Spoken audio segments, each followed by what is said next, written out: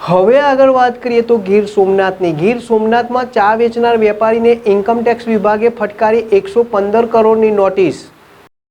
ગીર સોમનાથ જિલ્લાના Kodinar ST bus station પાસે આવેલા શિવ પાર્ક નામના રેસ્ટોરન્ટમાં ચા વેચનાર આસિફ મોહમ્મદ શેખ, જે છેલ્લા 20 વર્ષથી અહીં ચા વેચવાનું કામ કરી મહિને 10,000 રૂપિયા કમાય છે અને પરિવારનું ગુજરાન ચલાવે છે।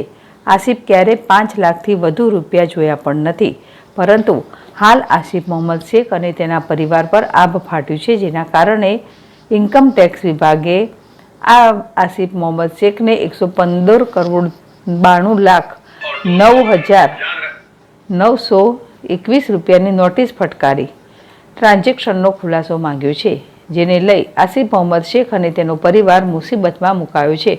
કોડીનારનો આસિફ શેખ, જે રેસ્ટોરન્ટમાં મહિને 10,000માં ચા વેચવાની નોકરી કરે છે, તે રેસ્ટોરન્ટના માલિકનું કહેવું છે કે આસિફ છેલ્લા 20 વર્ષથી અહીં જ કામ કરે છે। તેની ઘરની સ્થિતિ ખૂબ દયનીય છે। તે ભાડાના મકાનમાં રહે છે।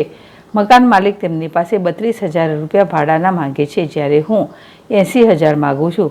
તે પહેલેથી જ કર્જના બોજ નીચે દબાયેલો છે।